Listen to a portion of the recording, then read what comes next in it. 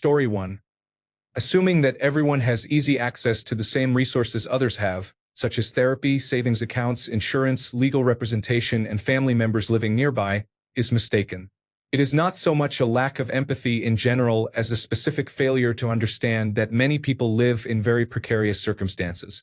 Story 2. If you don't like your job, just quit. And what? Live on the streets. Story 3. They like to pretend that they have faced hardships, believing it makes them look tougher and cooler. I went to school with a guy who claimed to be homeless and living in his car. He was not. His parents had just moved, and his room at their house had not been unpacked yet. Story 4. When someone thinks everything is just mindset, tell them that sometimes life just punches you for no reason. Story 5. An inability to view things through a realistic lens. Life is hard and rarely fair. Story 6. When people act as if they have earned things that were actually given to them. For example, a friend in her late 20s portrays herself as extremely successful in marketing, claiming she is smarter and works harder than everyone else. She says that is why she could afford a large condo in our expensive city. When she turned 30, she decided she needed a change of pace and started over by moving to a European city and restarting her career. It turns out her parents are still paying for everything, and the only real hardship she has faced is that her personality is so abrasive that no one wants to be friends with her for long. Story 7. You tell them about something awful that happened to you, and they react as if hearing it is the worst thing that ever happened to them. Story 8. It is frustrating when people argue about things they believe in that you have experienced. I mentioned a post here a while back that said people suffering from poor mental health just need to get over it. I said I was schizophrenic and asked if that applied to me. Their reply was that all mental illnesses can be fixed with mindset and healthy habits. Yes, I will start eating more salads and going to the gym, and I am sure the hallucinations will eventually stop and I will be able to function like a normal person. Story 9. Every online self-help guru who thinks going to the gym is a cure-all for every mental issue is mistaken. Story 10. People who treat employees at any site badly simply because they are paying for the service show how disrespectful they are. Humiliating someone they consider inferior reveals their poor character. Story 11. If you say, but that would not happen about something someone has personal experience with, they are restraining themselves from punching you. If you say, but that could not happen, they may be imagining stabbing you. Story 12. They lack basic emotional intelligence and cannot empathize with people and their situation. Story 13. Judging everyone else's choices. The most entitled and judgmental people I know are not cruel without reason. They simply lack the experience or imagination to genuinely empathize with others' circumstances. Story 14. Discounting the experiences of other people because one cannot fathom that they could be real. Story 15. Honestly, they are very judgmental. The more they care about how people live, their failures and successes, and their day-to-day choices, the more it shows a lack of understanding and life experience. That may be normal if they are under 23, but if they are older it becomes glaringly obvious how sheltered they are or how easy their life has been. I speak from experience. Story 16. When mom and dad are always coming to the rescue, I find it hard to believe they have faced much hardship. Story 17. They have low resilience, become distressed over minor issues, and tend to lack the ability to adapt or navigate chaos effectively. Story 18. They have a victim mentality, expect to get what they want when they want it, and take no responsibility for it. Story 19. They engage in magical thinking and blame others for their mistakes. They cannot solve problems, cannot plan several steps ahead, and do not see how their actions will lead to consequences. They then complain when they must face them. They expect someone to bail them out or save them. I have much more. Story 20. When things are difficult or confusing, they want to run away by changing their circumstances. They immediately leave decent jobs over typical annoyances. They travel or move to find themselves. They change careers and life trajectories often. They expect friends and romantic partners to accept everything about them and will leave if there is any expectation for them to do something they do not personally prioritize. This tendency comes from never being forced into dire situations with no way out. They have not needed to cope with or use what they have. So their first thought is to go somewhere else when they are not 100% happy. Story 21. I had the privilege of not knowing what was happening in the world.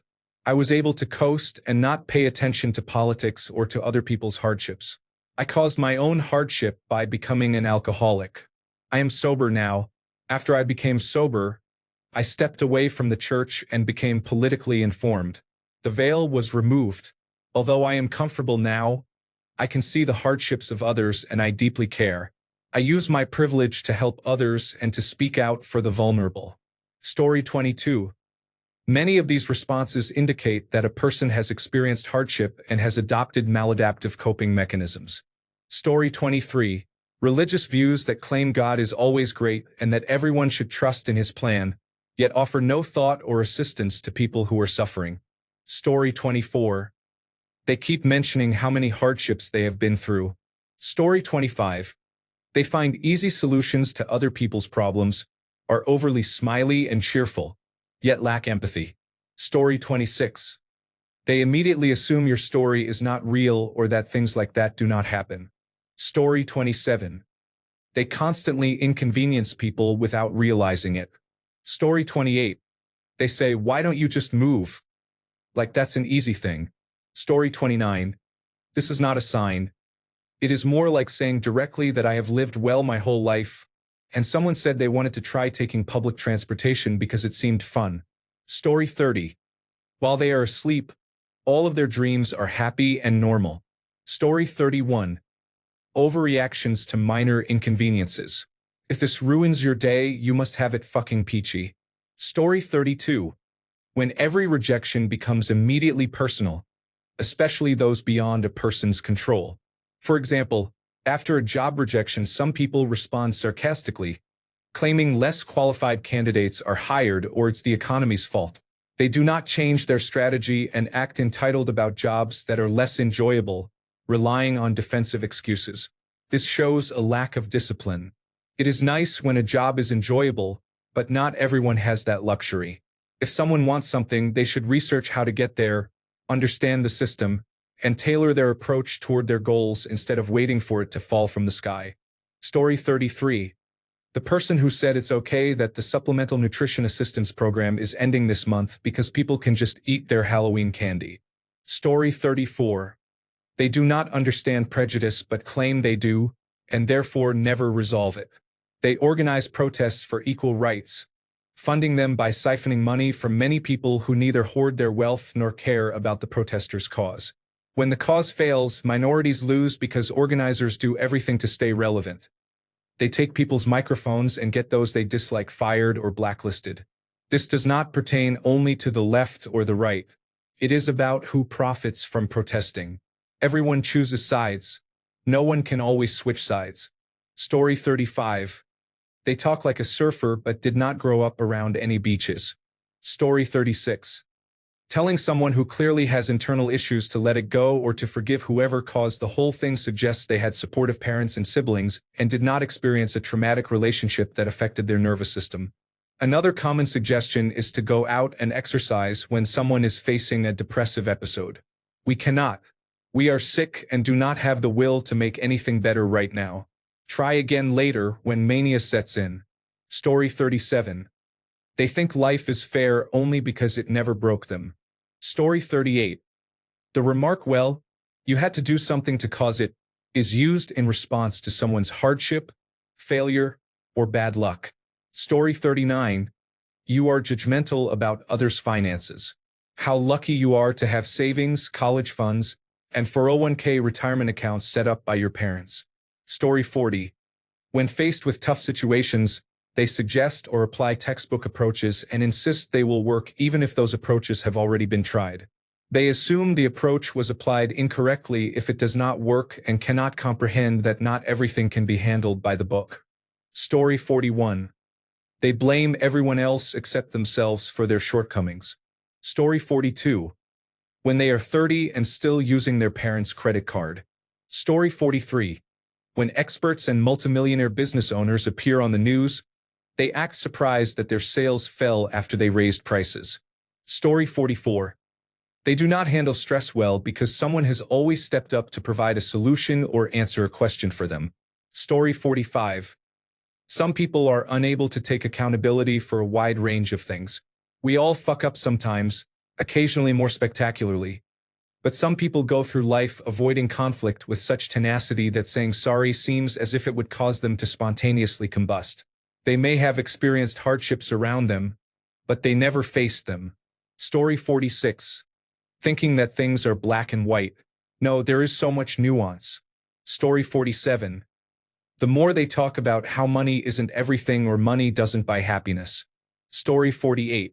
When someone describes a stressful day at work and a minor inconvenience as a real roller coaster without sarcasm.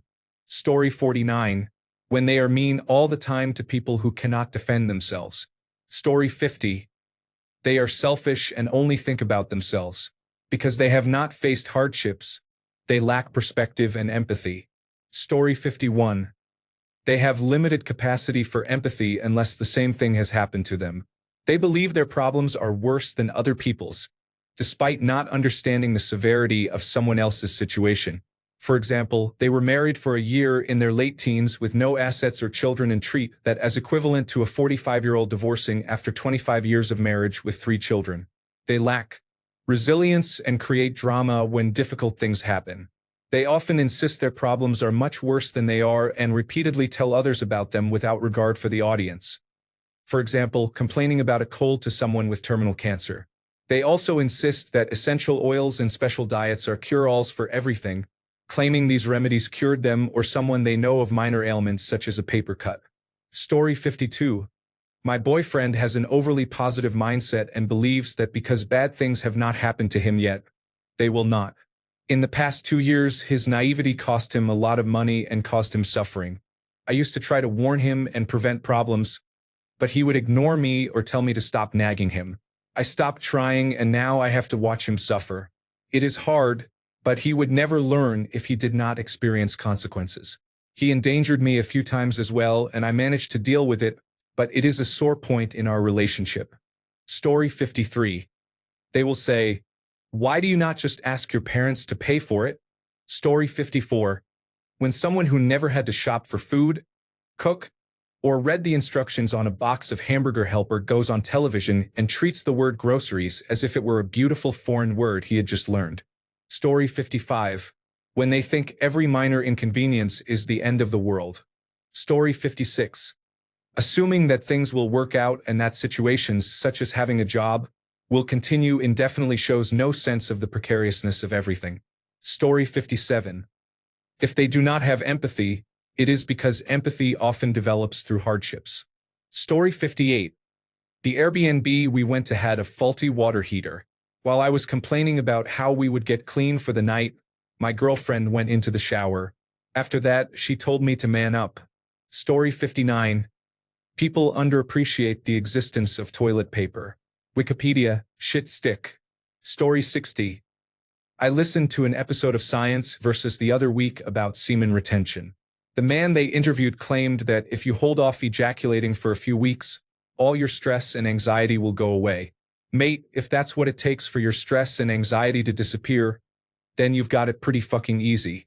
Personally, I masturbate to get a break from stress and anxiety. Story 61. They lack ingenuity and look down on its creativity. Story 62. People who have not struggled often lack empathy and cannot truly understand how life can beat others down. Story 63. Some people believe there is a solution to every problem because, for them, there has been. It is not really about handling stress or problem solving. I have seen people who suffer major hardships who are poor at dealing with problems, and others who are very capable. A sign is people who truly think every problem is solvable. They understand that bad things happen to people, but they are absolutely sure it will not be them because they believe they control their environment and mindset, since up until that point they have. Much of that is luck. One bad fall and a traumatic brain injury can change how your brain works. One unlucky event can take away physical autonomy. I have seen people who had others in their lives experience those things, but if it did not happen to them, they still act like they are invincible. They are right unless they are not. I actually think it is a nicer way to live. I used to be one of those people, and I believed in my own superiority because things went well for me. I did not understand the role of luck in our lives and how easily things can change. Story 64. People who think waiting in line for Starbucks is a tough day definitely have not met real problems. Story 65. They are the people who give you the most advice without you ever asking for it. Story 66. Many of the things in this thread are things I have also seen severely traumatized people do. Hardships often involve extremes. Story 67. They sleep without issues and never understand when others have problems. Story 68. If they come from a wealthy background, they feel they must constantly prove themselves to others and are anxious about doing something valuable and meaningful with their lives. They have a low tolerance for criticism. Story 69. They look at you as if you are crazy when you tell them you see a therapist. Story 70. When they go on about how important family is and say they cannot understand how anyone could fail to love their family. Story 71. I do not think anyone has a life completely free of hardships. Some people simply have not yet faced big challenges, or they have had more support to get through them. Story 72. The usual upper-class liberal arts majors promoting socialism and Marxist ideologies to fix everything. Story 73. Men do not believe women. When women say they have been stalked, feared for their lives, or feel unsafe much of the time, when they cannot go out at night, go jogging, or have a drink in a bar, when they have been abused at least once by a partner or assaulted by strangers, or when they are afraid to take taxis alone and must carry protective items constantly, men often dismiss these accounts as lies, exaggerations, or nonsense because they have never been in those situations. Story 74. Not caring about grades or money in college and focusing more on partying can prevent you from appreciating how significant it is to have the opportunity to attend. Story 75. Their parents still pay most of their bills as adults. No judgment, but it is very obvious in conversation. Story 76. When people are not afraid of death or act as if they are invincible, it irks me. I am chronically ill, and it bothers me every time someone says it. Story 77. When someone lacks empathy and acts entitled, it is generally a sign that they are either a psychopath, meaning they literally cannot empathize with others, or they have lived on easy mode. Story 78. Honestly, good for you. Sometimes you don't want all of this character development. Even though it makes you funny, it was not worth all of the trauma. It does make you somewhat soft, and when it comes down to crunch time, you can crumble under pressure instead of thriving because you are used to chaotic situations. Story 79. But just ask your parents, or anything that does not go their way is a huge inconvenience. Story 80. I met someone who had no idea what an overdraft fee was and thought it was preposterous that such a fee could exist. Story 81. They do not necessarily have narcissistic personality disorder, but they act narcissistically. Story 82. Does not know when to be aware of their surroundings. For example, walking down a dark alley and not recognizing potential danger. Story 83. Many opinions offering their 2 cents will not fix anything. Story 84. In real life, when someone talks about a hardship, another person often responds with an even bigger, movie-style, more depressing story. On social media, people sometimes post model-like pictures while saying that life is hard. Story 85. People who think it will all just work out somehow. Relax. Story 86. A total lack of empathy for those less fortunate than you. Story 87. When people treat inconvenience as injustice, you can tell a lot about them by how they react when things don't go their way. Some people crumble over the smallest detour. Story 88. Wasting food, even unintentionally, happens when you order too much at a restaurant and then leave it after finishing only half. At the very least, you can have it packed to take home. Story 89. Have you ever seen someone break down over something trifling? Story 90. When someone overreacts to small problems and lacks empathy for others. Story 91. This is oddly specific, but some people will happily choose to live in the poorest part of town and send their children to the roughest school, whereas people raised in that environment would do a lot to leave and self-actualize. Story 92. I saw someone say that members of the New Zealand Parliament performing the haka were acting like brats throwing tantrums because they do not get what they want. That person has probably never heard of colonialism. Story 93. Tiny problems can feel huge to people who have not faced real hardships. They may panic over small things because they have not had to build resilience. Story 94. Seeing them cheer the loss of food stamps shows they have never struggled. Story 95. 1. People who do not eat leftovers. 2. Do not eat anything that is a certain color. Story 96. They are usually online posting videos of themselves. People going through hard times are too focused on getting out of them to dance on TikTok. Story 97. People often offer a glib solution to every problem others mention. Are you sick? Just go to the doctor. Is your car broken? Take it to a repair shop or get a new one. Don't like your living situation? Move. Hate renting? Buy a house. Story 98. A person with no common sense and no sense of urgency. Story 99. He always has a solution for the hardest aspects of life. For example, my wife and I lost our children, and when I broke the news to certain family members, they responded, "Wow, that sucks. Could always be worse. Anyway, what are you up to?" Story 100. When someone does not put themselves in other people's shoes, when everything seems easy to them, when you must tell someone that their parents will not keep rescuing them for the rest of their life, when someone had every opportunity to create a better life but now complains after squandering it. Story 101. Not being passionate about life, expecting life to be served on a platter, wanting all the good things without putting in the hard work. Story 102. When someone becomes overwhelmed and frustrated by the smallest inconvenience, they feel as if the world is ending. Story 103. I do not think it is one size fits all. A high school friend came from a successful family and was spoiled. A complete brat. She thinks anyone who is struggling is simply lacking personal responsibility. She is callous and has a chip on her shoulder. My boyfriend comes from a loving family that is always there for him and is very supportive. He has a lot of empathy and patience. Both are privileged and have not faced much hardship. They are very different. Story 104. I am blessed to have not experienced many hardships in life. As a result, I am not able to offer helpful guidance. On the flip side, people often feel safe sharing their trauma with me. For example, I was dating a man who, on one of our dates, began telling me about the issues he was having with his family. He was a divorced single father with a difficult relationship with his mother. At one point he stopped and apologized, saying he did not mean to put everything on me. I replied that it was okay and that I could handle it. When you do not have many worries in life, people feel more comfortable venting because it is less likely to affect or trigger you. You are able to pour from a full cup. Story 105. They pathologically lie, cheat, and rape, yet still become president of the United States. Story 106. They have eaten tonight and have slept indoors their whole life. When they say victim mentality, or even know what that term means, they have a smartphone. Their parents supported them through college and bought them a car at 15. They have not experienced discrimination. They do not sleep in fear. They have never been shot or stabbed.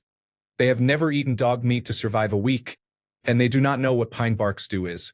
At this point, you might ask yourself, what really is a hardship? One person in America might call it a hardship not having internet access, while someone elsewhere might call it a hardship to have their children raped and killed in front of them. Older people say kids these days and then complain. But the goal was to make life better for the next generation, not harder, darker, and more violent. Story 107. When their biggest tragedy is a heartbreak in their love life. Story 108. Their hands look as if wrapped in cotton, never having done a day of hard labor. Story 109. They spew a lot of nonsense about privilege online and act like they are above everyone else. Story 110. When you say you are good at something, the first response is always, "Oh, is that because you like it?" Story 111. They support Israel and don't understand why the Palestinians don't have their own country. Story 112. I'm going to answer your question with another question. How many people who never lived through hardship or for whom hardship means something different, are going around asking what signs indicate someone who is not. I do not know. I never took a hardship test to see my score. To be honest, some signs are obvious, but you never know. Story 113. When I was 12, my mother managed to snag a great deal on a two-family apartment in a neighborhood that was definitely middle to upper class, one of the nicest neighborhoods in the city. We were out of our element and stood out as the odd family there. We were the poorest people in the neighborhood and the only family on welfare. Out of the dozens of children, my siblings and I were the only ones being raised by a single parent. All the other children were raised in two-parent families. Whereas we were the poorest, our next-door neighbor must have been the richest. He owned a successful demolition company and the two-family house where his family lived. They lived on the first floor and in the basement while renting the second floor.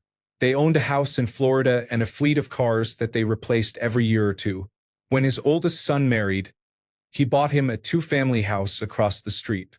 My sister and brother befriended a couple of their children. They came home with tales of wealth and all the nice things they owned. I never went inside their home, but I could see into their dining room from our windows. The furnishings were opulent and expensive. I would bet their dining room furniture cost more than everything we owned. My brother once told me that their mother grocery shopped once a week and spent a minimum of $100 each time, sometimes over $200. Our mother shopped only once every 2 or 3 weeks and spent around $10 to $12.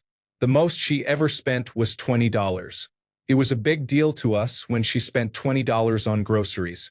One time, the next-door rich man's youngest child was hanging out with my brother at our place and decided to go to the toy store. My brother went along. A couple of hours later, they returned with a huge armload of toys, mostly Transformers, and put them on our table. My brother's friend, who I think was around 8 and I was 9 years older, took the cash change from his purchases from one pocket and his wallet from the other to transfer the change into the wallet. I was standing right behind him as he opened his wallet. My eyes bugged out. Inside were 50s, 20s, and 10s, lots of them, a very thick wad. I do not recall seeing any 5s or 1s until he added the change. He definitely had more than enough cash on him to pay our rent and groceries for about 6 months. Imagine an 8-year-old carrying that much money. All the cash I had on me at that moment was 3 cents, 3 pennies, literally all the money I had in the world. I did not even own a wallet. I never had enough money to need one. Later, my brother and his friend left, taking the toys. I went straight to my bedroom, dug the 3 pennies from my pocket, slammed them down on my dresser, and stared at them. They were tarnished. They did not even have the decency to be shiny. Being poor hurts. It hurts even more when real-life rich people live next door and your life is contrasted with theirs. Story 114. They think slow wireless internet is the worst suffering a human can endure. Story 115. They treat minor setbacks like catastrophes. A delayed flight or a bad haircut genuinely ruins their week because they have never had to deal with real problems that put things in perspective. Story 116. They never credit luck or help from others for their success. They claim to be the greatest, the smartest, and the hardest workers, portraying themselves as self-made. Later you discover their parents are wealthy, they gained entry to an Ivy League school through legacy admission, and they obtained their prestigious job through nepotism. Story 117. When people expect a lot from someone who is unable to meet those expectations, they should not be surprised. For example, people who have gone through significant struggles or who face ongoing challenges may not be able to perform at the same level as someone who had an easier path. I am deliberately keeping this vague. Story 118. They cannot understand how people become homeless. I have a relative like that. Story 119. They avoid taking responsibility for mistakes and expect others to fix problems for them. Story 120. When someone thinks life always rewards the right people. Story 121. People often say some people seem to glide through life with fewer visible hardships. Usually they are thought to be lucky, well-supported, or naturally good at avoiding drama. Story 122. They are completely unable to determine how much money a person needs to get through a week. I am looking at you, politicians. Story 123. I'm probably going to explain this badly, but some people think everyone should do things the obvious way. For example, at my workplace there is a man who does not drive, so he sometimes gets a lift or cycles to work. Another colleague asked why he did not just buy a car. I thought that the man who does not drive is paying for his house, food, children, and other expenses, and we also happen to live in one of the most expensive places in Europe, so money goes quickly. I am completely certain that the colleague who asked had parents who always gave him everything he wanted and always told him what he wanted to hear, because he never thinks he can be wrong. Story 124. They all have the same look. Their faces are relaxed and not tense, and they carry a confidence bordering on audacity because they have never been told no. Story 125. Not knowing how to comfort a friend who is going through a difficult time. Story 126. Not understanding privilege is not about having things handed to you. It is about an absence of barriers. Story 127. They freak out over minor inconveniences, or when plans change due to factors beyond their control. Bonus points if they are unaware that changing plans themselves will cause problems for other people. Story 128. I think it's dangerous to conclude that certain behaviors or personality traits mean someone hasn't experienced many hardships. Many trauma symptoms, such as overreacting to minor things like hypervigilance or being eager to prove they have suffered because they did not receive support when needed, a form of invalidation trauma, can be misinterpreted as signs that they never endured hardship. For example, someone who overreacts might be assumed to have been overprotected and thus lacked opportunities to develop resilience, or someone who talks about suffering might be dismissed as trying to look tough. In many cultures, only direct physical or sexual threats are considered hardships, while emotional and psychological harm is completely overlooked. That's why I avoid judging someone as having not faced many hardships based on their behavior unless they explicitly say so. We can never be sure what someone has experienced privately or how they have learned to cope with those experiences. Story 129. People who think luck does not play a role in life and that you can get good results if you simply work hard. Story 130. Low resilience, limited flexibility, and a diminished capacity to empathize with others. Story 131. They think you can obtain a mortgage with your first 3-month work contract. Story 132. They tell you they cannot handle their dog's death when you have just returned from your father's funeral. Story 133. They can write an emotional essay about being inspired and feeling blessed while witnessing or doing the most basic things in life. Story 134. Their life advice: smile and be happy. Life will match your energy. Sometimes life decides to deck you straight in the Adam's apple. Story 135. Some people lack the capacity to endure minor and major inconveniences. For example, complaining about being hungry after not eating for 3 to 4 hours or being overly dramatic when ill. Not eating for 2 days becomes easier once you have done it. The same applies to being sick without treatment.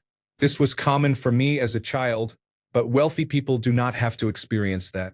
Story 136. When they get older and must be independent, everything feels challenging. If they try to talk about ordinary, expected things, they become drained from being their own support system. Story 137. Ignoranz und Unverständnis gegenüber anderen Problemen und narzisstische Züge haben in einem geschützten und empathischen Raum nichts zu suchen. Man darf der Person aber auch nicht vorwerfen, dass sie es vielleicht nicht versteht. Story 138. Some people think you can keep trying until you succeed, but some people only get one chance or even fewer. They do not have the luxury of being able to fail multiple times. If you cannot afford a divorce, both of you must live with that decision. If you cannot afford to work unpaid as an intern, your artistic life is limited and you may only get one chance. If you cannot afford to leave a job you hate, you must find another one or you will be stuck. Anyone who does not understand this has never failed in life and does not even realize how lucky they are. Story 139. A sign is when someone interprets inconvenience as injustice. When small setbacks feel like personal attacks, it often means they haven't had to build the kind of resilience that comes from real struggle. Yes, that was exactly how I was when I was younger. Story 140. It is a complete lack of perspective. They will treat a minor inconvenience as if it is the end of the world because they have never faced a real crisis. It is evident when they invent struggles for clout. Life eventually humbles people, and they have not experienced that moment. Story 141. I work with a European man. He has an air of cockiness about him. He is 48 and still has both parents and grandparents. His parents set him up with 3 rental units, so he has considerable income on the side. The units are paid off and provide pure cash flow. He works an easy, well-paying labor job. I can tell by his face and the way he acts that he has never faced any real hardship in his life, maybe not even any loss. Yes, this is my jealousy talking. Story 142. They jokingly ask things like, "What's your deepest secret?" or "What's your greatest trauma?" Their life has clearly been easy. Story 143. I have a friend who is deeply troubled. His family's money seems to fix everything. Story 144. I don't really care about politics. Current politics don't affect me because I'm privileged enough not to be affected. Story 145. Treating a minor inconvenience like it is a life-altering catastrophe. Your Amazon order is a day late. Not the end of the world, Karen. Story 146. I have a friend who is a very dear person. However, she is part of a wealthy family that owns a chain of fast food restaurants. She has always had everything paid for. I remember one occasion when she complained that it was hard for her family to get people to work in there. Restaurants such as Taco Bell and other similar chains. She said that people simply do not want to work anymore, even though she does not use her degree, does not have a job, and travels for pleasure most of the year. Maybe her family would attract more workers if they offered better wages. Story 147. When people speak about successful families, individuals, and businesses, they often make it sound easy. When I say successful, I do not mean only in terms of money. I mean being a good person and having a strong family. That takes a lot of effort and sacrifices. Life is universal. We will all feel terrible at times, lose people we love, endure heartbreaks, make mistakes, and be taken advantage of. Everyone's path and timing are different. I do not wish it on anyone. I just know some people have not been through it yet. When someone else talks about hardships, the details of your hardship will be different, but you can relate to the feelings and the process. Story 148. They are usually very negative and do not have a tolerance for much. Many men I work with who have never left their hometowns and live simple lives think that their blue-collar job is the toughest thing in the world and complain daily. I think it is because they have nothing else difficult in their lives to compare it to. Story 149. They lack basic public navigation skills, such as using subway systems. Story 150. They perceive minor inconveniences as existential crises. Story 151. When they fret over matters that have no real importance and are minor in the grand scheme. Story 152. I work in chiropractic care and massage therapy. A 70-year-old woman came in sobbing because she was in a great deal of pain. We got her back to the treatment room and she had a single knot, barely the size of the tip of my pinky, in a part of her shoulder that is typically not that bad. Through her tears, she kept saying the pain was awful. She also told me it was the first night in her life she had not slept at all. I have nothing against her personally. She was kind and clearly in pain. I am 32 years old and have chronic Lyme disease, hypermobility, and a range of neurological issues and disorders. I became internally envious and angry that she was sobbing like a child over a single knot when I cannot even count mine. I have had far more sleepless nights than sleep-filled ones. I understand the dynamic. If you have never experienced long-term sleeplessness, it probably feels catastrophic. Still, I could not help thinking as I used very light pressure and fixed her problem with little difficulty. You are being a huge baby right now. I work in healthcare and I get that some people's battles are very real to them. But she was dramatic and lamenting the entire time about her sleepless night, sobbing as if she had watched her husband die that morning. Story 153. They believe that being a billionaire or even a trillionaire is justified in countries like the United States or the United Kingdom, unlike in some Asian countries where a billion units of local currency are worth much less. Story 154. My friend sincerely told me how hard it was growing up in the Albany area as a New England Patriots fan in the 2000s and 2010s. I love him, but that was a minor problem. Story 155. My 89-year-old grandfather, who had been a boxer, a soldier, a farmer, and the father of 7, told me when I was 15 that my hands were as soft as a woman's. He was born in late 1899 and had to overcome many hardships growing up under colonial rule with a Spanish father. Apparently, he had to work from 6 a.m. to 8 p.m., 6 days a week, starting when he was 7 years old. His hands looked like an orangutan's because of how many calluses he had. He continued farming until he was 82. Story 156. I am thinking of a close friend. They act as if they are superior to others, including people with less money, despite not actually being different financially. They look down on others and judge their circumstances.